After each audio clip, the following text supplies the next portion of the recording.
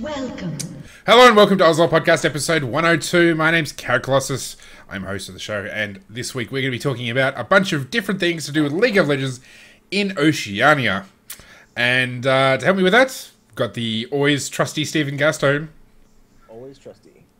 We've got the impressively hatted Victor Pradley. Sup guys, it's me Victor. I want to apologise to everyone watching the stream who has to see me in my filthy ass overalls, but Carrot Colossus made me break the speed limit, dodge all the traffic to get here on time. Not made you, just strongly implied you would not be on the show if you didn't turn up. It's in the document right here. Carrot Colossus encourages Victor to speak. Yeah, yep. I'm adding that right. We've got we've got Wombat. We can't hear. Oh, he's just hissing. Okay. I thought he was doing a He's Darth gonna Vader blow! I like explosions! And the winner of today's hat competition in terms of pure height, we've got Pixie from New Zealand. Thank you very much for having me on again. You can tip the Aye. hat. That's crazy. Yeah, I'm gonna take yeah. I'm gonna take the clown thing off because It's an original piece dumb. actually. It was made in Hanover in the 1870s, and I got it for like $20. If I sold it off, I could easily make like 200 off it. But it looks really nice, so I don't. Don't Yeah. tell Victor that. That's actually, cardboard was a pretty impressive thing back then. The problem is, it's actually slightly too small for my head, and I've got a small head, so I can't imagine how pin-headed the Hanoverian that first wore it must have been. Have you ever Yeah. seen Coneheads? Alright, well, we're part of the Trinity Force Network. You should check out our website, trinityforcepodcast.com. You can get all our episodes, all of our episodes, all the previous episodes of all the shows in the network, including Half of the Cards, the LFDS Rundown, the Forwards podcast, and, of course, the Trinity Force proper. So make sure you check that out. It's been actually a while since I've plugged the Facebook page, so check out... you can check out both the Trinity Force Network Facebook page, which... they post all sorts of stuff to do with the whole network. But there's also the OzLoL podcast one, which is facebook.com/OzLoL podcast. So make sure you like those. And you get all up-to-dates with all the things that we do and with all the VODs as well from YouTube. So check that out. All right, well, let's get into some locally focused stuff. We've got the... first off, we'll talk about the IWCA, so the International Wildcard All-Stars. Just wanted to find out, did anybody make their votes, and who did they vote for in the end? Yes. Yeah. So, Steve, how about you go first? Who did you vote for? Oh, I can't remember because I had to. I undid my votes like 5 times trying to make sure my votes counted. I put T-Gun and Ryu. Yep. From the team formerly known as Immunity, and Swiffer and Spooks and King, if I'm remembering my entries correctly. Okay, solid picks. I nearly actually went for Ryu myself, and yeah. What about you, Pixie? Who did you play? I'm trying to remember all of them. I put in Pac-Man for top just because I felt I owed it to him. He's a bit of a friend. You know what? Whatever. I played favorites. I admit it. Isn't that the whole point of a popularity competition, to play favorites? Yeah, exactly. Yeah. Ejim, Radier, Carbon, and I can't remember. I can't remember my last one. Fair enough. Tracy. You're joke. That one's your wife. I mid. I can't remember who I mid. It's so. Probably would have been Choo Choo's because Okay. I'm a bit of a Legacy fanboy. Fair enough. As if not It's like for Ejim Frey. gets a pity vote from me because it's like I just consider him, a Legacy turncoat. What about you, Luke? Who'd you go for? I put Minky in the top, Spooks, Brian Meister, King, and Adrian. I think I'd be happy. I think that's the team that I want to see, not the team that is necessarily the best out of our region, but I would enjoy watching that team. Possibly And- also not the team that we will see, but No, but if I had, yeah. Is it decided? When does the voting close? I'm actually not sure. I think. What's that? I'll have a quick look while Victor tells us who you voted for. If you I'm voted not for actually anybody. sure- I'm Well, not actually sure you can check how long until the voting ends if you've voted. Like, it goes voting ends, this particular time, like, Right. remaining when you vote. But after you vote, it goes, I think. Don't quote me on that. I just think I remember that. Go ahead, Victor. What were your picks? all right, now I can't really remember all that well, so just stick with me for a bit. But I'm pretty sure I went for Minky Whale in the top lane, Minky Whale in the jungle, Minky Whale in mid lane, Minky Whale in support, and Minky Whale as AD carry. You had to think of the other position, didn't you? You're like, He's No, like, I there's was trying 5 to think- the positions. joke was, I ruined my joke. I was gonna put like someone completely random in the AD carry, and I was just like, no, fuck it, let's go with that. Let's go with Minky Whale again. I think Minky's picks were Carbon in the jungle, but the rest were Carbon. Minky. Tell you what, I lied to you. I actually picked T-Gun for support. Oh, fair enough. There you go. Yeah, Good pick. I guess I'm still subconsciously salty about Ejim leaving Legacy, so there you have Well, it. that's fair enough. Yeah, fair enough. Yeah, well, I went for it's a that you should be popularity that contest, so upset. you're allowed to have your own personal Yeah. gripe. Yeah. That's all right. So I went for Minky in the top, Carbon in jungle, Swiffer in mid, King in carry, and Ejima support. Mickey Love coming out this episode. So are we gonna talk about who's currently leading the tables in terms of the voters? Yeah, if I've just got it up on mine, as long as this is actually up to date, which I think it is. So the Yeah. current top picks for top are Swiper with 33%, and then Minky with 23%. For jungle, the top picks are Carbon on 32, and then Spooks on 20. Mid is Swiffer on 28%, and then Choo Choo's on 23%. Just to be noted Freya. there, Perfection Freya. and Claire are both tied for third. I think that says a lot Yeah. about Claire. Yeah, that's pretty solid. And Radio 56%, and then King is second on 15, and then Tally or Wally Thacker is 13%. So, yeah, it's a pretty. I think Radio is going to be going to All Stars, Just maybe. just a bit. And we've got Ejim on top with 38%, followed by Destiny on 26%, and T-Gun's on 10%. He's like fourth. Disappointing. So He's it's a below competi- Nada. Yeah, and Nada came in right at the end of the season. I'm really like, it's a bit of a shame. I think he I'm not deserves better. surprised. I don't know why people are surprised T-Gun's not getting that much love.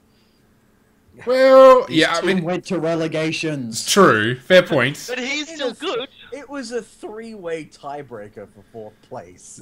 Yeah, The thing is, And it's kind we of had the hardest match. Relegations. yeah, it's hard to really look at all the immunity players as well, just because they had kind of a rocky season in terms of the whole team. Like, we never properly got to just see, a five-man team that had the same amount of time spent together as the other teams, performing in the sort of way that the other teams were. So it can be kind of hard to match up the individual players against them. Yeah, that team didn't Yeah. exist. Because we started the season with Denian and Cheese and ended with Moya being a sub, with Otherness taking over Soul Strikes and Zank taking over Denian, and it's like Ryu and Tigum were really the only ones that were there. They were the Moya. only ones who played all 14 games. Wait, Yep. Did you say Moya? Yeah. Was he a former Fortnite player? Yes. Oh, he still exists. He played in That- 2 OP. no, Victor. Actually, all the Fortnite team vanished off the face of the earth, never to be seen again. Dude, you have no idea how impossible it was to get into contact with Fortnite people. I've got a fair idea. Yeah, So I think I it's had a to do it. competition. I think it's a competition between Swiper and Ejim at the moment to see who, because there can only be 2 players from each team. So Yeah. Carbon pretty much is through, and Radier is pretty much through, yep, and Yeah. and I think Swiffer's it's a fair undisputed. bit behind. Radier will be going. yeah, at 56% of the vote, like at about 40% higher than everybody else that comes after him. It's a pretty safe bet that Radier is going to be going through. So Ejim and Swiper are 5% apart in terms of their votes. Yep. So whoever wins out of that means either Minky goes or Destiny, Yep, and then Jungle will probably be Carbon. yep. and then then mid will be Choo Choo's. Choo Choo's probably mid. Which is fair. I mean, Choo Choo's, I think, yeah, he is probably the second best in the region, so it's not a bad pick. But it's just funny that like all bus spooks is of Chiefs are like, you know, vastly far and away better, like higher voted than anybody else. I don't think that's a surprise though. They're the most recent regional champions that went to the wild card in Turkey. Yeah, I guess so. Yeah. Well, and the other interesting thing about OC, I mean, if you just compare it to other regions, is we don't have the same culture of like being a long-running fan of a team, like, you know, say Fnatic do, you know. So even as the players move on, there'll be people who would still vote for whoever's in Fnatic. So we don't quite have the same sort of thing of that, you know. We tend to just vote for whoever we see. Yeah, no, I agree. One of the biggest things that's preventing that sort of culture from developing more than it has is that people keep changing the names of their teams. I've kind of been forced into that position, but I still have people going, when did Radier leave the team? And I'm like ages ago. Yeah. His team stuck together and renamed themselves Chiefs under like their own organization. Like it's not even the same lineup. It's not even the same lineup that you're confusing it with. Like that was like J.K. Smithy and Claire, and like that's ancient history. So it's funny. It's funny. I was having a conversation about this with some writers a little while ago, just about, you know, how OCE teams can kind of hype themselves a little bit, and we were talking about the idea of more personal stories. And actually, one of the funny things that came up in that conversation was one of the OCE team that actually did that whole promoting personality and creating kind of hype about themselves the best was, funnily enough, Rich Gang. Now, there was a lot of things wrong, but here, you know, you would actually see Rich Gang videos on the front page of, you know, the League of Legends subreddit. Yeah. I haven't heard anything about the other teams on that subreddit except for what happened with Immunity last week. Like, that's the first time I've seen something. Sorry to kind of bring it up again, but thanks, man. You're officially as bad as Rich Gang. No, Sin Gaming are trying to push. Things are finally calming down for me. Yeah. Sin Gaming are trying to push their social media like Rich Gang did. Jason, does anyone know Jason? He's a big community member in Oceania. He's doing a lot of video making for them now, and they actually got the same guy who did the Rich Gang videos ages ago. Poop Steve. Yep. Poop Steve did a video for him a while back as well. So Sin Gaming are trying to go with the old Rich Gang philosophy. Yeah. We saw a big surge in social media from Legacy with the whole hashtag Legacy Legion thing around the time of the fundraise, and we still see that hashtag when they're competing and such. Now it's the off season, probably not nearly as much, but when they're active, I'm guessing that Legacy Legion hashtag's going to come back in big force. I mean, Riot's tried it a couple of times actually. They've in Oceania looked to hire freelance writers to do, you know, special interest type pieces on specific players. I know this because I actually ended up, you know, doing a bit of that for a time, and I had an interview with Tallywacker when he was like fresh on the scene. And I previously interviewed Legacy after their appearance at Wildcard, so a lot of the questions were, you know, because I had a bit of knowledge of the team as it was, were like, how have you gelled with this whole thing? And Riot have been looking to try and bring out those stories of the players for exactly that reason, you know. Then someone becomes, you know, reads that article and becomes a fan of Tallywacker. The only reason I can talk about it now is because my non-disclosure agreement has ended. Okay. I mean, I think... Do you have any other non-disclosure agreements you're currently bound by? If he told you, he'd have to kill you. Yeah. Tell you.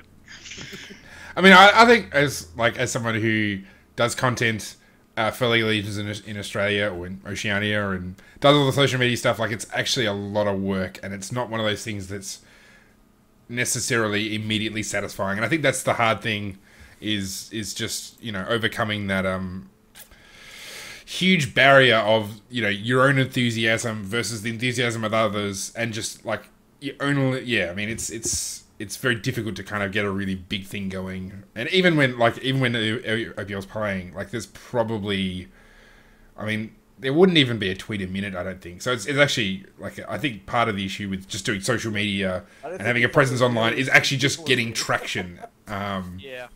So it's Yeah, so I mean, so it's impressive when somebody I'm just does. gonna see how many OPL-based tweets I've got since we started the call. Hang on a second. 3. Yeah, 3. Now, I did want to highlight. We should have a separate competition. We should do our own even. We should have the who's got the toughest promo picture competition. Because I always laugh when you see the promo of just the the players standing there. And yeah, I think it's considering that most of them are short, nerdy Asian like skinny dudes. It's always hilarious when they're trying to look like super tough. Funnily enough, did you guys watch any of the Legends Rising videos that just came out today? The first Faker Bjergsen one had a bit where Faker was talking about how he'd been in photo shoots the whole day before, and I had the picture of Faker like getting the photo shoot done. Had some footage of that, and he just looked exactly the same. Yeah. Like, he just has one facial expression, and it happens to be the perfect facial expression for intimidating OGN photos. Yeah. It's incredible. I think out of the pictures I've seen, I think Carbon would probably be the top. Like he's the only dude that actually managed to look kind of tough looking. Yeah. So. There was that one season where everyone in Alliance had very gravity-defying hair. Yeah. That The was salad. cool. I think it's called the salad. Yeah. It's just If you go to the wildcard, the All-Star page, and just click the home button, Ejim he's given the Luigi stare there, so that's kind of Luigi stare. That's pretty good stuff. Yes. Anyway, we should move on because we're getting sidetracked and we got more to talk That about. was a patch or That's something. cool. So hang on, just before we do, back on the other thing, voting closes for the international wildcard on the 5th of October. Okay, so you got less than a till week. next Monday. States. All right, well let's talk about the New Zealand Gaming Championship, which is well, actually, Pixie, why don't you tell us about it because it's pretty exciting stuff. Well, and I mean, I'm excited about it, of course, because I am a New Zealander. It's kind of come out of nowhere. Like there were little whisperings about it and all sorts for a little while. And when I say a little while, I mean like only a couple of weeks leading up to this announcement. So they've done an excellent job of keeping it under wraps. And again, I'm not sure exactly how much I can say on it. So there's the information that's been released. The announcement went up just today, and there's a bunch of cool stuff there. It's just sort of loosely detailed what it is and what it's kind of going to be about. And it is, of course, going to be a circuit. $10,000 prize pool at the end. Qualifiers are late October. And this is the real big thing, this is a 4-television League of Legends event. So it's going to be, I don't know if the teams are going to be live there, but certainly the, casters and potentially analysts will be live in studio, on camera. It will be broadcasted, and I believe the network, they're working with Flame Tree Productions, who used to run Juice TV, and I think it's called Garage now. So someone who knows their niche programming, certainly. Like I said, $10,000 prize pool, no age limits, and New Zealand exclusive. And this is just a really cool thing. Like, New Zealand has a pretty good university scene as it is, and a couple of admins from those university scenes have tried a couple of times to turn what they have in their local scenes into a more national circuit, and the resources have just never been there. So it's great seeing someone who has the resources actually tapping into that. Yep. And I mean, I think this would probably be, I mean, I'd be interested to know how many broadcasts they're actually going to have. But, I mean, it was a huge deal when I think it was ESPN2 showed, I think, the NA finals or some of the NA finals in the States. That there hasn't actually been that much televised League of Legends outside of Korea, of course. So just the fact that New Zealand's actually going to be on the leading edge of this is just, it's cool. It's great. So, yeah, very unexpected, I think is one way to put it. But not in a bad kind of way. Yeah. Do you have any idea, well, maybe for the benefit of those who've never seen New Zealand television, like what sort of channels, if this is going to go on one of the, do you have digital channels with smaller viewerships, or what's the likely kind of sort of? I mean, the fundamental thing with New Zealand is, our entire population fits into Melbourne, Yeah. So it's interesting, our niche programming, you have to be really good at it. In order to make it work, because a niche audience for us is like a couple of thousand people as opposed to a couple of 100,000 people like it is in other countries. But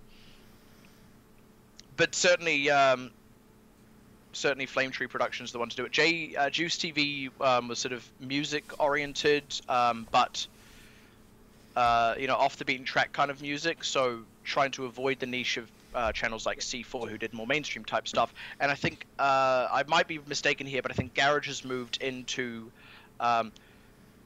some of like the extreme sports kind of stuff, and niche sports especially. And the funny thing with that is, of course, New Zealand has a very strong culture of extreme sports, things like bungee, things like kayaking and those sorts of things. And I think that's what they've looked to tap into. And esports they see as being a bit of a natural progression of that. I've got to bring up a slight point with this. If they told me that the OPL or another League of Legends league of any kind, but NALCS, doesn't matter, they were going to tell me it was going to be televised instead of streamed, I don't know how I would watch it.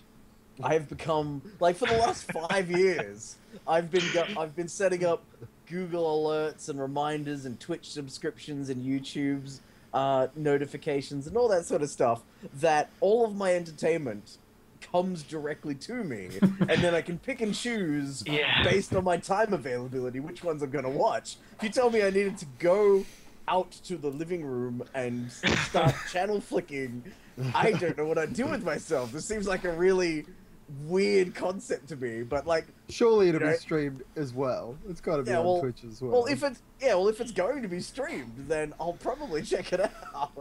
Well, the thing is, it may not, because they may not want to they may not want to split the audience. Like in this sort of circumstance, they're going to want to try and basically get every single viewer they can, and that would probably mean I imagine it wouldn't be streamed. Like because they've streamed stuff. I would like to see if Worlds was televised.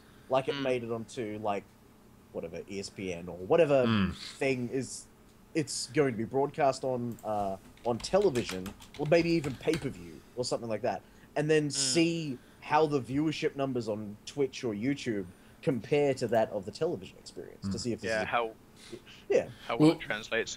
I mean, ESPN actually did show the international, like Dota's 2 big, like their big tournament earlier this year. So it's probably not out of the realm of possibility that they'll try that with League of Legends, especially given that the quality of the broadcast is so high. Like the production values tap into the sort of thing that you want for a TV audience, which, I mean, I think that's a huge part of the draw for people who maybe aren't familiar with esports. Like they watch this thing that has glossy graphics and casters wearing suits and clean shaven, and it's not nerdy dudes sitting in some cave stuffing their face full. I mean, it's not, well, that's what we do here, that's our job, but you're dead right, in like the production value is meant to be the draw that makes you go and watch it even though it's not streamed. The other interesting thing, and I think this is a slightly more market difference just between New Zealand and Australia, and I think potentially why something like this might not work in Australia, is New Zealand is still not great with internet infrastructure. A lot of data costs are still a lot higher than they are in a lot of other places, and arguably a lot higher than they should be. I mean, it's not difficult to get well enough internet, but speed and quality can still be an issue. Now, the thing is, we can reasonably get it up to being like 90% of what most other places have it, but what you're getting when it's on your TV is 100%, and that's actually also quite a big draw of it, seeing as you're talking about, just the overall quality of broadcast, the flashiness of it all, being able to see that live time, 1080, no buffering, no stuttering, nothing like that, is actually still a bit of a luxury for us as a country. I just made us sound so backward. And no, it's an issue here in Australia as well. I mean, that's, like, even with this stream, it runs at 720. I could do it at 1080, but literally, there's already people as they are who struggle to get it to work, the stream to watch. You'll remember how critical we've been in the past, Carrot, with streams being so laggy we can't even watch it. But that we'd need to wait for the high quality VODs to come out, and then we'd need to load them up and everything like that. Since then, what was that, like 2013 or something? Well, even last year, there was big issues with it. Well, yeah, but it's improved dramatically since our initial comments. And I think that was because... It always is. It always is. I mean, Twitch puts servers in Australia, or in Singapore, I think. Like, I think prior to that, we were having to deal with, like, American servers and stuff. Or at least I know there was an infrastructure issue to do with Twitch itself, and that's what made it so difficult. But, Yeah, I mean, like, I guess there is. I'm sorry, go Vic. I was just gonna say because like on the really popular streams you can go 720 all the way down to low qualities or higher qualities or source qualities is what they call it. T-Force as a Twitch channel is not big enough to have that option, and so the viewers have to watch in the quality we put out. We'll get there. We'll get there. So here's a question. Obviously, this is less of a question for you, Pixie, because you already have this possibility. But if you were to, if you know, Seven Mate or one of the sort of the digital channels was going to show League of Legends, would you make an effort to watch it, like live for an actual live show? Yeah, I would. Yes, but here's the funny.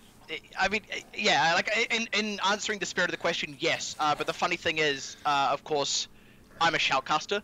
Yeah. So if I heard that something like that was going ahead, I would be. And I've also, funnily enough, by the end of the year, we'll have a diploma in film and television as well.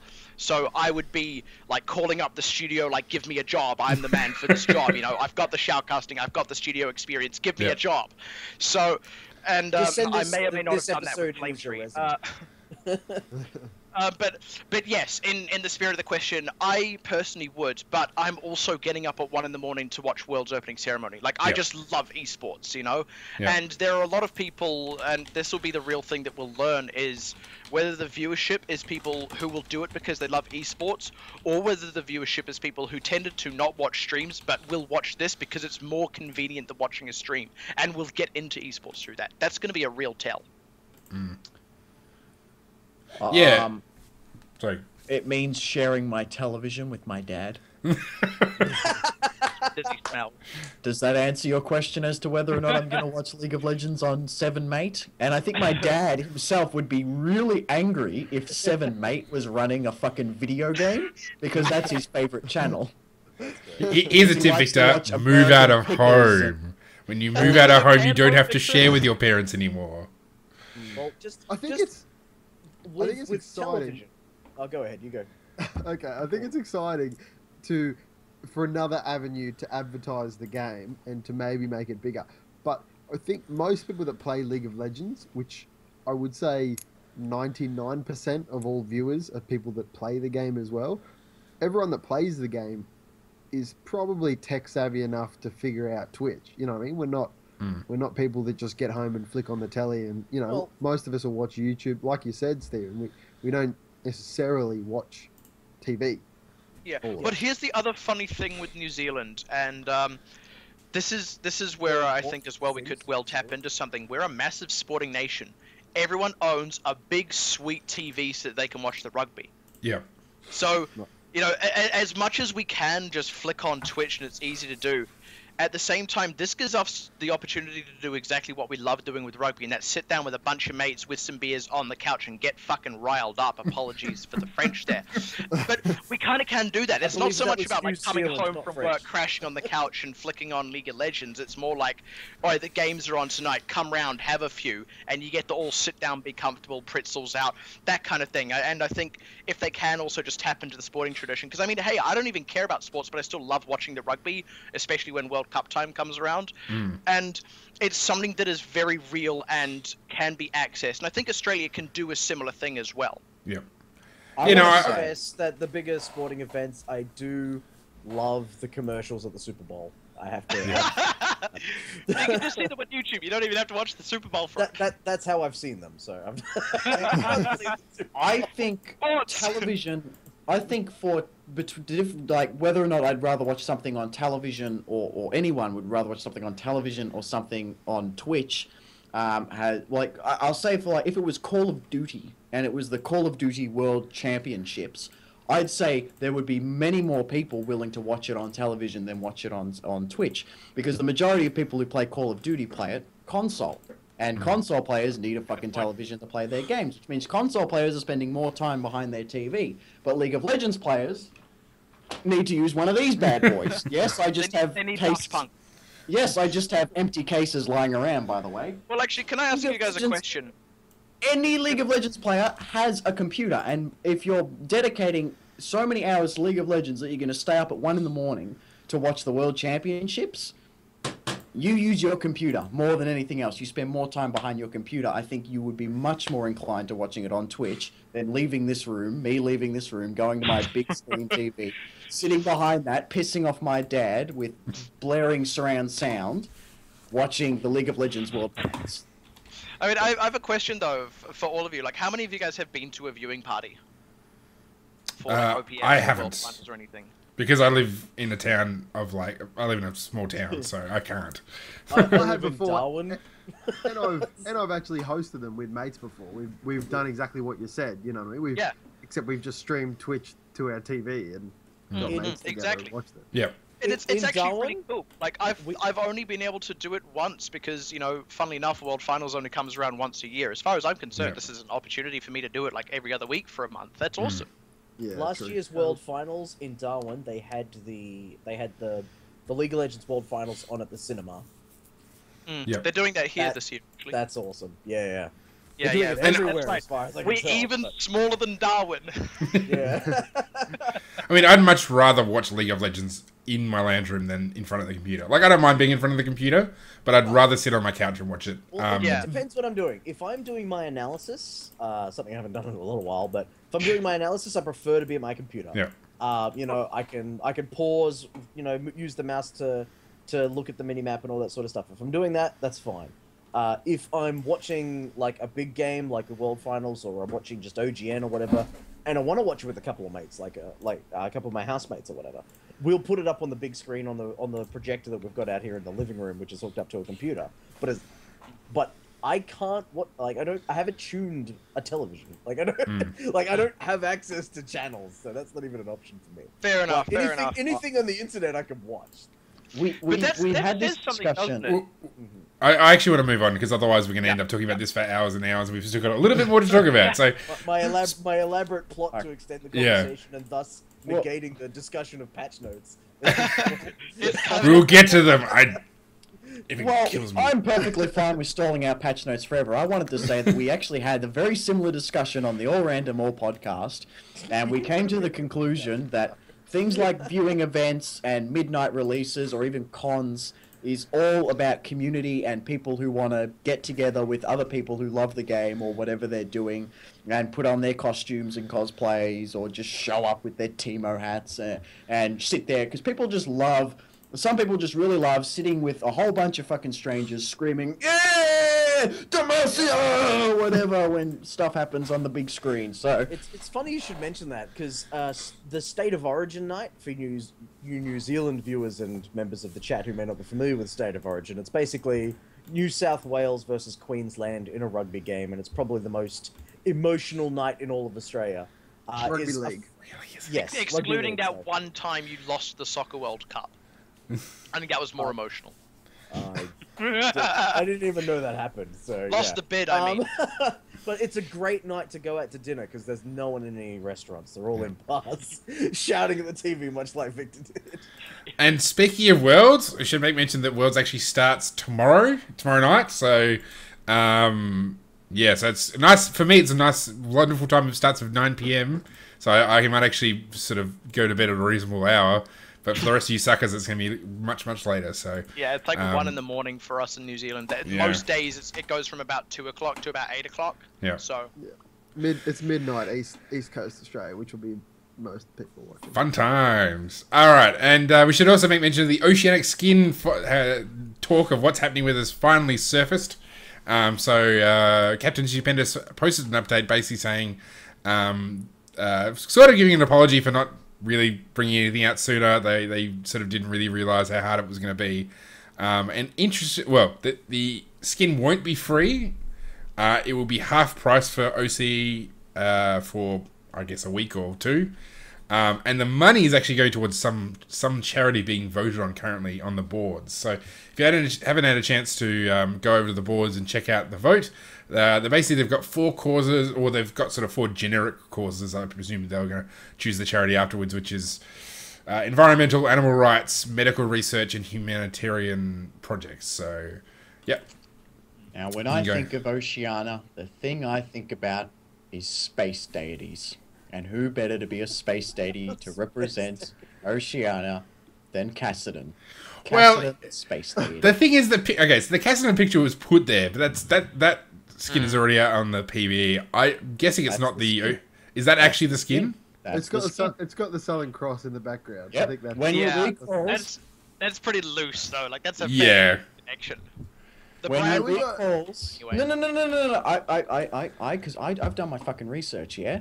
And I'll be honest, you have to do your research to actually know what this skin is referencing, and it's more of a Southern Hemisphere thing than an Oceania thing. But a lot of cultures, particularly native cultures to New Zealand or Papua New Guinea. not that and Australia knows about Aboriginal native cultures. Yeah, because we're fucking Aussies and we don't give a shit. But it's all about the stars and stuff, and of course the Southern Cross is a huge symbol in Australia, and they've put it. Well, his thing is basically a cross, and he recalls and makes the Southern Cross. But stars, like a lot of cultures, are really big on Yeah. stars It's and a like navigational tool. Yeah, but Yeah. I wouldn't say that we're one of them. Yeah. Like, Outback Renekton is an oceanic skin, right? Oh, that's an Australian skin. That's an Australian Aw. skin. You guys don't have crocodiles over there? Sorry, I'm Rengar not does the familiar with haka. But it's not Yeah. supposed to. It's not supposed to be an Australian skin. It's not an Australian skin. It's But an that's exactly what oceanic that's exactly what he's Yeah. saying. Like Outback Renekton arguably feels more oceanic than the Caston skin, and even then, it's only really representative of Yeah, Australia.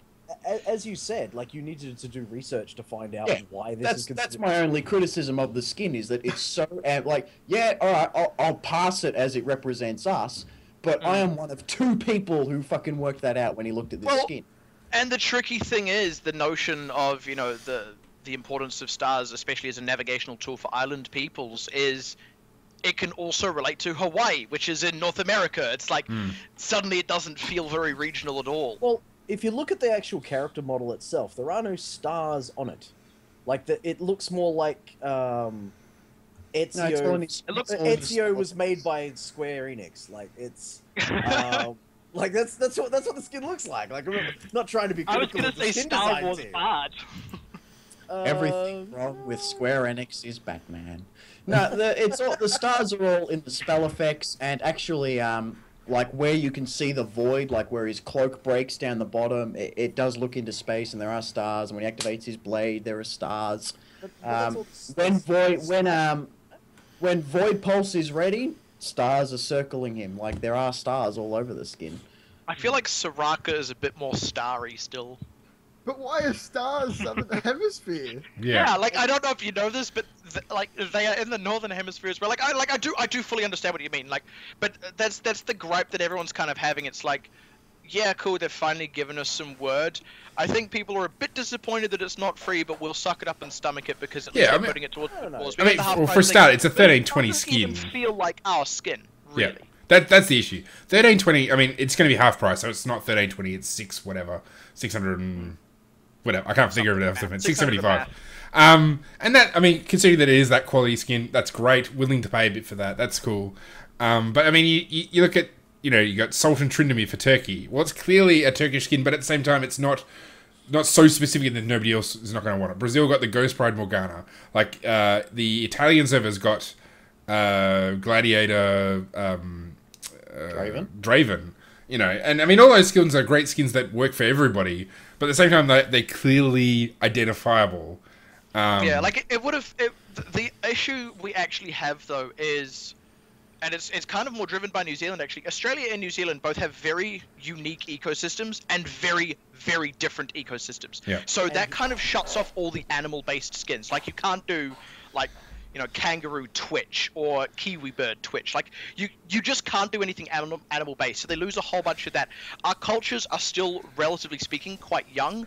We've only been around for like 200, 150 years, excluding the native peoples. And again, they've ended up becoming quite distinct more recently.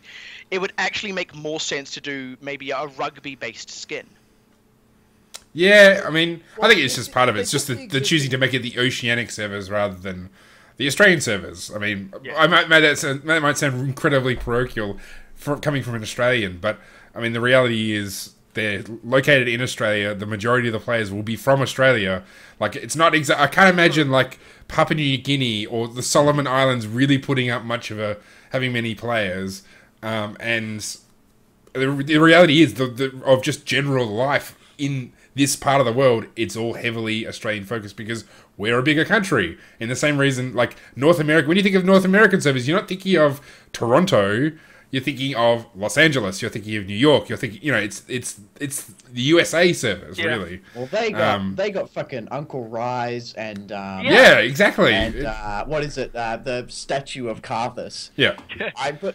We haven't got like Maple Leaf. We haven't got like Maple Leaf, Zyra or something. Like people just understand. Like it doesn't have to be like a hateful thing to just have an Australian skin if they'd call it the Australian servers to begin with. So anyway, we're really getting sidetracked. We do still have patch notes. Well, I just want to make one more.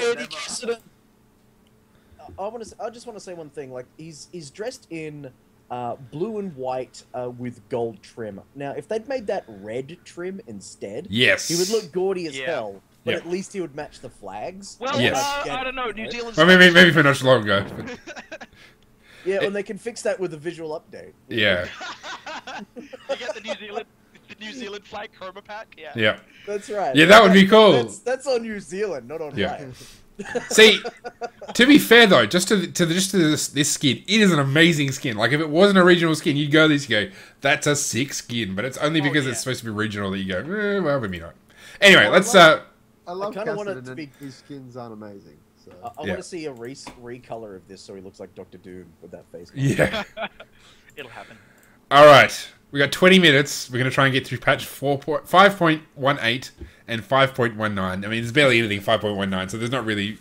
but let's... I think we've actually covered some of this already. I'm just trying to think of where we got up to. I think did we get up to Elise? You noted it in the last one. I did, but then somebody went through and put them all back in there. So I did not. What are you talking about? You just got. I think we got up to Fiora. Well, I think we'll start with Fiora. So if you go back 2 episodes ago, you'll get a discussion of the first part of 5.8, 1.8. Fiora, okay, her base armor has gone down, her base health has gone down, her health growth stat has gone down, and they've done a couple of things. So basically they just gave her just nerfs, straight up nerfs, because apparently she's too tanky at early stages. So, I mean, 20 health is the base health production and 3 armor. And she'll have about 80 or 90, or about 100 and something less health at level 18. So, any particular thoughts on Fiora and where she's at? Strong. Still strong. Yeah, she's I was still very actually. I never had a problem. A lot of people like it says here on the tooltip. Sorry, it says here that they fixed the tooltip of her riposte to say that it does block debuffs such as Ignite, and people have a lot of outrage about it blocking Ignite. Like, oh, it shouldn't block Ignite. I don't care that it blocks Ignite. I think it's perfectly fine that she blocks absolutely everything. But I got particularly angry the other night. It's about Galio, isn't it? Because this is a bug. I've started playing Galio. Because he's not too bad. Now, I played against a Fiora in top lane, and I was beating this Fiora until I caught her in my ultimate, the CC part of my ultimate, and she was hitting me as per normal, like as it's a taunt. And then at the end of the taunt, where I rupture and do a whole bunch of damage outwards, she parried. And she blocked the damage she was supposed to be CC'd for. That is a bug, and that makes me very angry because that should not happen. I should deal full fucking damage because she should not be able to cast between the CC part and the damage part. Except she can, because No. you now queue up abilities after CC wears off. It's the same ability, Carrot. It's Galio's ultimate. Yes, She but got the caught in CC stops and the damage kicks in. So basically, the issue is actually just somewhere in the coding. It resolves one before the other. No, it's a deliberate thing. Like they changed it back ages ago. I can't remember when it was. This is like start of last year, even in season 3, where basically it was when you get CC'd, you can then press an ability, and then the ability activates as soon as this. This is like hard CC. Like the ability activates as soon as it's over. So things like stuns and taunts. You know, if you've got, you basically can queue up your ability. So as soon as the ability CC ends, you can act. I see what he's saying, though. I see what he's saying. Like, let's say, for example, let's just Imagine, if you will, that Vi's ult deals its damage in an area around where she lands, rather than, to the target itself. And then the crowd control suppression ends and you flash really, really quick, and then you get to avoid the damage. That doesn't feel right, because the point of the ability is that you're meant to click on the person, get to them, do the thing, and do the damage, right? So I definitely agree that as much as it might be intended that there is that window for a skill to go in there, that it's queued up after CC. Well, I mean, there is one thing that's when you worse ult for... as Galio, you expect that the crowd control happens, and at the end of it, damage gets dealt, regardless as to what's being queued up. I mean, there's probably other situations where the same sort of thing would happen with just different... I mean, this is an example that you actually experienced, Vic. And to be fair, Galio's boned much more by Braum, because essentially his ultimate becomes worthless. So if we're going to talk about, like... No. Garen and Udyr and fucking That's anyone different. with that kind of ability. Well, I think the problem there isn't necessarily Fiora. I think the problem there is Galio. Yeah. Because Galio's ultimate has long been the target of a controversy. Like, I remember we spoke for about 20 minutes on Galio's ultimate in an older episode where we were talking about how it was no longer affected by tenacity, even though tenacity specifically states that it reduces taunts and stuff like that. And I think that might have something to do with it. Like, the way Galio's ultimate is coded is somewhat problematic, and this is just an example of that manifested again. The way Galio is coded is problematic. Can Like, I if he's just want to know how much damage she Stop playing blocked? Galio. You want to know how much damage she blocked? At level 6, she blocked about 580 damage. Don't play I Galio. lost that fight, and then came back to Spain and got shit stomped because she got 1 kill on me, and then that was the end of the game. She carried. My Do you- game was... Funnily enough, Do you know what the problem was, though? You went Galio in top lane. Yeah. More importantly, you win a magic resistance-based tank against an attack damage that is overpowered. That's probably more where the problem lies there. Yeah. But I agree with you in principle that the ultimate should not function like that. Yeah. You have larger problems.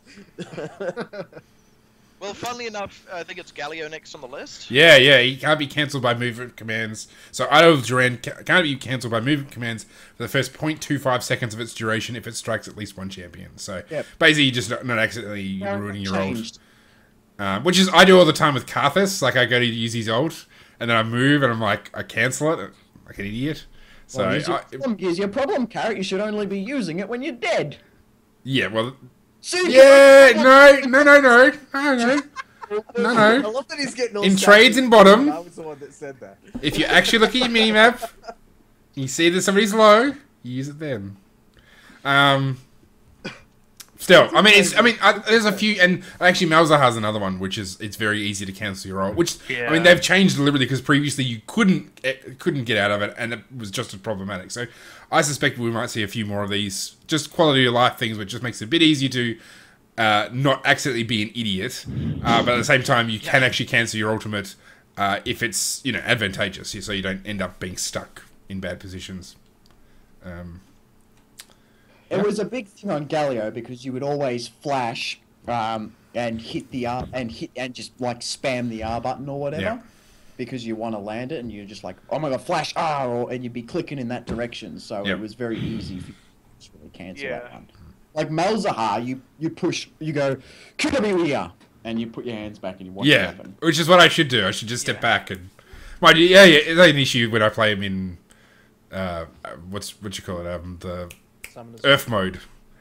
Who would ever play Malzahar aside from Earth mode? Like, in Earth mode, he's broken as hell. Yeah. But outside of that, he's pretty crap. Yeah. No, Malzahar's Garen has seen some changes to the way his villainy works. Did you know this? Yeah. Are you intentionally putting on a stronger Australian accent tonight? That's like the third time I've noticed more. So Garen's villainy, you can no longer generate villainy against Garen if you kill Garen himself, which was kind of bullshit for people who would go to top lane against Garen, beat him, and then come back 3 times as strong because he's dealing true damage to you. Yeah. Well, that was exactly what they said in the patch notes. It was something along the lines of, we feel like you shouldn't be punished for doing what you're supposed to do against your lane opponent and beat them. Yep. So, and I think that's just an intuitive thing. Garen, I don't know about you guys, but Garen certainly still feels problematic to me. I like that he has good strengths, good weaknesses. They've done a good job, roughly, with the whole Juggernaut thing. But there are still certain moments where I kind of... I sit behind my keyboard and I go, that was bullshit, because I just died. And I've had that from time to time with certain champions, and I've learned to play around that. It might just be that I've yet to learn how to play around it as when it's Garen, but I don't like the fact that I can be, you know, a full-on tank, and then from a third health left, like, bam, it's just gone. Like, that's not the role of a tank, and a Juggernaut isn't meant to be an anti-tank.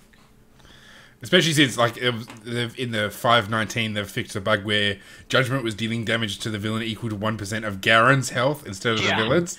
Which just means basically, like, you've got 75% health. Boom! You're dead! Definitely experienced that. That's quite a bug. Yeah, that's, it's pretty brutal. That's, did you say 5.19 that's in? Yeah! So yeah, patch that's just out 5.19. now. So hang on, that means that Worlds is going to be on 5.18. Yeah. Oh, God. So instant Yuka Garen is a thing. Sadly, I don't think we'll see him played. He shouldn't shout Demacia. He should shout Warbugs. Yeah. Warbugs. Are they again not fixing 5.18 just on Tournament Realm? I wonder, to introduce things like... I haven't heard that, but if they are, that might be the way to go. Because, I mean, normally I wouldn't think much of it, but, like, it's certainly a bug that I, you know, between 5.18 and 5.19, it's a bug that I encountered a couple of times. So it's not, like, marginal percentage type thing. It's like, it happens often enough to be a problem. So you maybe wonder. That's terrifying. Yeah! That Just is ban Galio, so guys. scary. Like, oh, your Galio AD carry finally got some shutdown gold on my mid. Yeah. Insta kill. Oh, I'm so pumped for Worlds now. I I am excited to see how people play with and around Garen, though. The second I see a Garen pick, I'm gonna Yeah, I somehow think even with Garen being as strong as he is, we probably won't see him played at Worlds. As much as I'd like to see him be played, I don't think it's going to happen. Alright, let's talk about GP. There's probably been an email sent out to all the teams going, there is a bug with Garen's ultimate. If you're caught using this bug, you're disqualified. There's probably something like that, because that is ridiculous. I mean, when Shen was, like, having all those problems, they just straight up disabled him, like, regardless of what patch. So, if it's bad enough, we could actually just see them do something like that, I guess. Well, yeah, I suspect it won't. I mean, Garen's easy to play around. Like, it's when you're a pro, like, essentially, Garen has to run at you. Well, those sorts of champions don't really work so well in a professional context because they know how to use CC, they know how to lock somebody down, they know how to gank, they know how to do things that they do. That's why they're pros, and that's why us scrubs get caned by Garen and they don't. Having said that, Darius, who has less mobility, much less mobility, has seen play in the professional scene. Yeah, but he has a way of getting the champion to you. Like, Garen literally only has... But other interrupts. Yeah. And also, his healing is, like, insane. Like, he's like, just disproportionately broken at every stage. This is a bug where it affects only one aspect of his kit.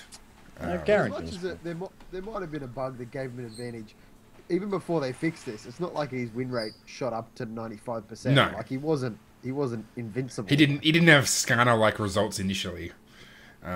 Just to say again, I called it. I've just got to tell everybody again, I called it on Skarner. Alright, let's talk about Gangplank. So, Gangplank has had a nerf to his E, his Patakeg. Where's Skarner now, Carrot? Yeah, where's fucking Skarner now? Yeah, he's fucking nowhere. He's had a 20 damage reduction across the board on his E, and he's also had the armor penetration reduced from 50% to 40%. And, yep, that's it. So Still strong. Still strong. Oh, yeah. You know why he's still strong? Because powder kegs apply on hit effects. yeah. Thing is, like, similar to what I said before, you know, the issue I have with Garen is, you know, when I'm a tank, I don't feel like that much of my health should be disappearing that quickly, and that was what Gangplank was doing. I'm not getting that same feeling anymore. So I'd say this has been successful. It's brought him a little bit more in line, in my opinion. And if you watch, you know, anyone ever on a stream playing around a Gangplank, you know, there is actually good play around the barrels now that people are a little bit more onto it with what his patterns of harass tend to be. Mm. Jarvan. Yep. Jarvan. Like, they nerfed the hell out of his armor stat a while ago, as well as a couple of different cooldowns and damage things on Jarvan's abilities a while ago, and he vanished from the jungle forever. And they've just given him a little bit of armor back right as we go into the world's patch. So Yeah. And on top That's of that, Confirmed Jarvan is the new Corki. well, They'll push him to the level well. Jarvan got 2 armor, but Warrior also got buffed by 5. So technically, Jarvan's been buffed twice this patch. Yeah. It's interesting. If you want to hear an interesting discussion on this whole the managing of the stats thing, like check out the patch rundown for 5.18 because they talk about it. Because some of the guys, like I think Scarazai basically says, it's just 5 damage, it's just 2 armor. What's the big deal? And then it was interesting hearing Feral. I think it might have been Feral Pony, I can't remember, but whoever did, they go into how these little things interact with other things, and it's quite an interesting discussion. So you should check out I'll definitely catch that. And Horse Doctor, who's a part of T-Force, actually said something pretty interesting about 2 armor. And what he basically said was that 2 armor might not seem like much to you, but that 2 armor is 2 more armor every time you get hit. Yeah. And if you're in a team fight, you're probably getting hit by 5 people, for example. Like say 5 people are auto attacking you. That's 2 times 5. So that's how much armor? That's 10 armor now. Well, even from the perspective of jungling, you go up against Raptor Camp, like it adds up a lot. Yeah. Well, especially in that first clear, like it's a pretty dangerous jungle at the moment. Like if you're taking, say, X amount of hits from Raptors, X amount of hits from red buff or blue buff or whatever the scenario is, and then you're getting a bit of health back with that smite when you're using it appropriately and all that sort of stuff. Managing your health is one of the biggest factors for what makes a jungler and not just someone who can jungle. And with Jarvan being taken out of that pool where he's one of the ones that could easily manage his health, he vanished from the jungle just overnight. But with him returning a little bit there, if his health sustain in the jungle is much less riskier as a result of that 2 armor, then we could be seeing some massive plays on this patch. Because, one of the big things about Jarvan is his early pressure. It's very similar to Elise in that. When Elise got nerfed, like her spiders got tanked, she couldn't sustain herself strongly enough in the jungle to make use of that early pressure without risking trading 1-for-1 and giving over double buff, And the same problem with Jarvan. If Jarvan's health is not at a level where he can confidently go in and not have the enemy mid laner just ignite and kill him, then you're not going to see Jarvan in those circumstances. But if this armor change is enough to make it so that at level 2 or level 3, he can come in flag drag, then that's a very different landscape that you live on. Like, little tiny changes like that to armor make a huge difference. It's the 10% current HP damage on his passive. It just makes him so good in the early game. Just going in, that and red buff, nasty combo. All right. A lot of things make him particularly strong. The passive being one. His Q reduces armor. It doesn't penetrate armor. It reduces armor. So everyone who hits that target is dealing more damage now. When he puts his E down, everyone has more attack speed. Not just Jarvan. Everyone has more attack speed now. Lulu, her health growth per stat has gone from 82 to 74. Also, picks can now trigger tribute from the Spell Thief line item once per Lulu's basic attack. So basically, that's actually a pretty great buff because it means you have to use less of your spells to harass to get the benefit from that item. But I guess 74 across. That's what 8 health per level. So you're looking at what 180, 120 health at max rank.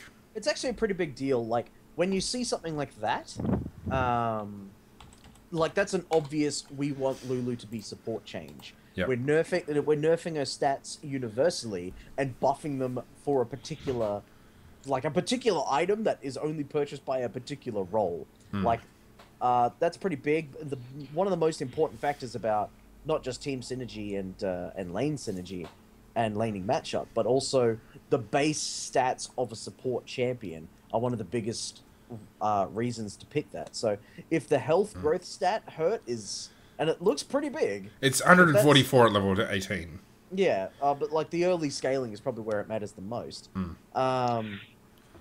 Like if that takes her out of viability completely, then that Spell Thief's change is not going to make a difference at all.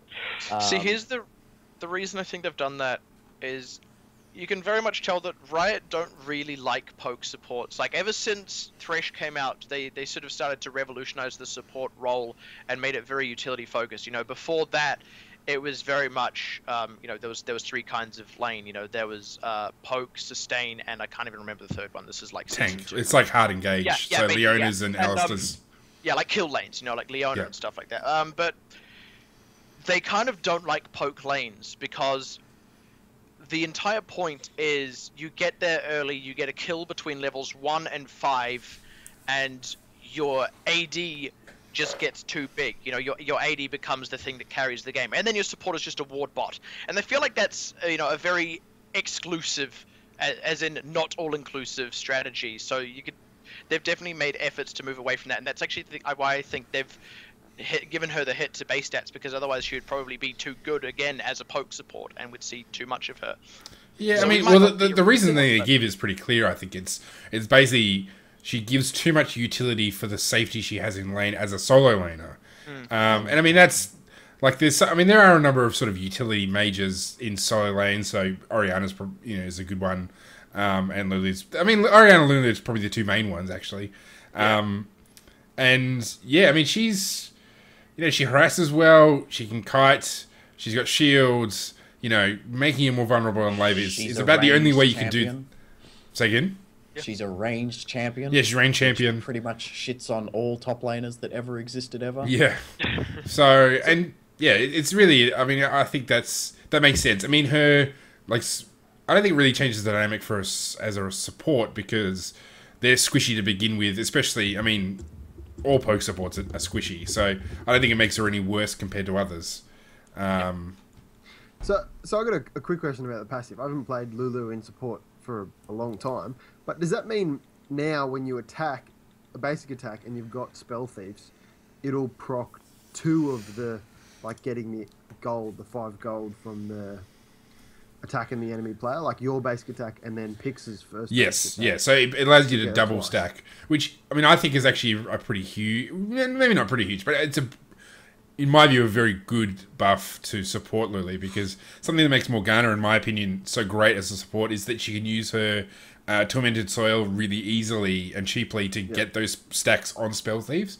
And so you can essentially keep it ticking over, where a lot of other champions that don't have sort of easy, you know, like, I mean, Sona's a lot harder, you know, Janna's a lot harder, like they have to auto-attack. Like, auto-attacks are not a great way to get those procs, because it puts you in a lot of vulnerability. So to have something like this where you can get a double proc for your basic attack is I think a pretty huge thing. So, yeah. The Spell Thief's the Spell Thief, it's not like Relic Shield in that you have to wait a whole goddamn year to get another stack of Yeah. Relic Shield.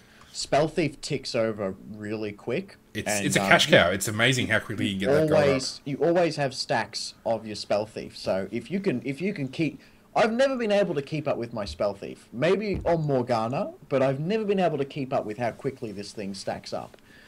So if I can just keep racking it in every time I auto attack someone, and it procs on towers as well and deals bonus damage to towers, so you can use it on towers, you can use it on anything, and I think that will proc and deal the bonus damage to towers now as well. You should be watching that, Vic, and making sure you get that thing ticking over, man. That's useful.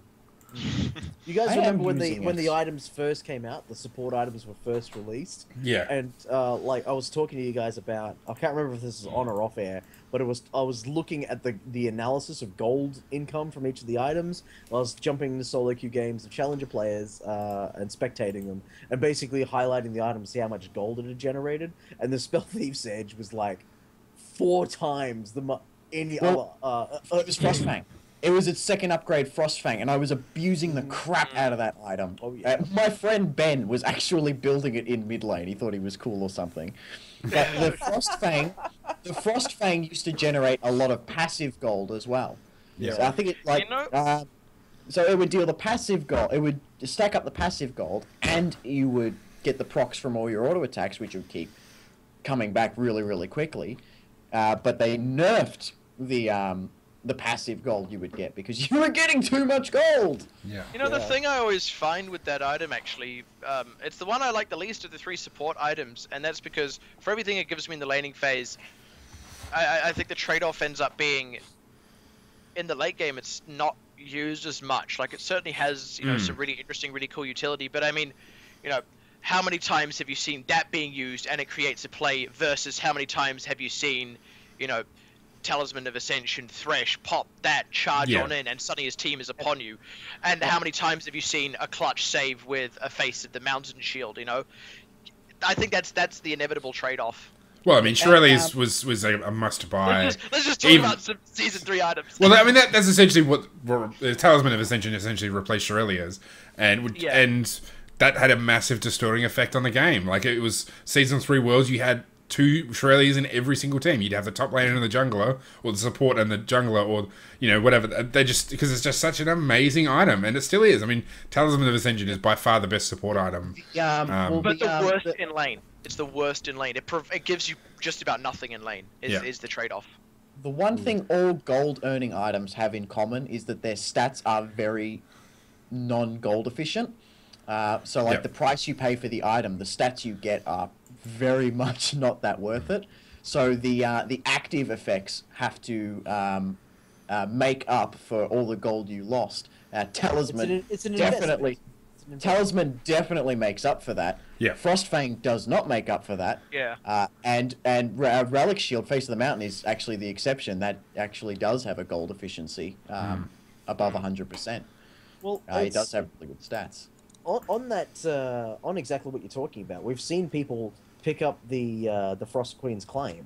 No, the Frost Queen's claim. That's the maximum one. Yeah, no, just the bottom level one. The Spell Thief's. Spell Thief's Edge. Thank you. We were just talking about it. Brain farted for a second. So I've seen people pick up the Spell Thief's Edge, start building up their wards and boots and all that sort of stuff, and then just immediately change out to the Shirelia's bloody Talisman of Ascension item. I do exactly that on Bard. Yeah, and that gets around the problem of, well, it takes advantage of the early gold that it generates and the value there, and it also gets rid of that disadvantage that you don't have one of the other support items. So it's not that uncommon to see that sort of stuff. I mean, I think... I mean, I usually stick with Face, because I usually play tanky supports. I usually stick with Face of the Mountain, just because when you play at my level, people getting in stupid positions is not an uncommon thing. Like, Talisman is great when you've got coordination, and when you've got a team that can use the initiation it provides to make it happen. I think Face of the Mountain is good in a solo queue sense, just because, you know, you have lots of individual skirmishes, and the cooldown on the active is quite low, so it's very helpful for every sort of skirmish you have. You'll be able to use that item. And I think the only way they could make it better, just make a quality of life thing, when you get to the maximum one, because what happens is it gets to a point when you're grouping up, it's very hard to actually get those last hits to proc the use of the Face of the Mountain. So what would be better is if you could essentially do what they do with Mordekaiser with the dragon, and this isn't a go into the Mordekaiser because we'll talk about that next week, but you know, where he essentially, his ultimate, if he hits the dragon, when you kill the dragon, he hits the ghost, he doesn't need to use his ultimate. So I think something which essentially it creates, like, if anybody kills the minion after you've hit it, then you still get the benefit of the Face of the Mountain. I think that would be much more effective, because it's just so hard to... it's almost impossible to tell people, don't last hit, let me do it, because I can actually get the things... Apart from and on top of that, it's a lot slower, because you get a massive disparity. Like in the early game, the benefit of if it's below X amount of health, you can kill it, is really useful. When it's level 18 and your carry's got 4 items, he's like instant critting every single minion, it's actually very hard to, like, you're just so much slower than them. So I think they need to do something with that just to make it more useful in the late game. Well, I think an interesting part of that is, just because you mentioned Victor's laser, is how sieging comes into the late game, because a lot of manipulation of minions is based around how quickly a team can clear them. I mean, yeah, there's, you know, you're not always sieging. There are times where you're just clearing out minions and so on and so forth as you're grouping, but I think the issue with that is going to be, you know, if you can sort of hit each thing and then your one big wave clear it as one big wave clear, it's going to mean it stops being rewarding to siege against someone, because they'll be able to ramp up so much gold from it. So I think that could be an issue with that, as cool as an idea as it is. But I agree that maybe something does need to be done about using those stacks in the later parts of the game, because right now it's a very unsatisfying item. You have the 4 orbs hovering around you, and you go up to punch him in his Braum, and then someone else clears it just as your fist is like mid-swing. Yeah, it's the worst. I like our Wise Papa Smurf from Lola. He complains about this item pretty often, but he said if they just made the flying orbs big bags of money, just big bags of golden coins floating around me, people would look at that and go, "Oh, free money! Yeah, better let him right-click it." Yeah, yeah. All the people that have never played support are like, "What the hell is this? Yeah. Is that just Runaan's 4 times over?" Yeah. All right, well, we should probably leave it at that. We're quite a bit over time, but that's okay. We've got through at least half of it. Sort of. Next week, we'll actually be back. Well, we'll be able to talk about Worlds. So we'll have had the first few days, the first weekend of Worlds to talk about, and we'll get into these patch notes and finish them off. So, yeah. Excellent. Well, this has been episode 102. Thanks for joining us, and we'll be back again next week. Good evening, ladies and gentlemen.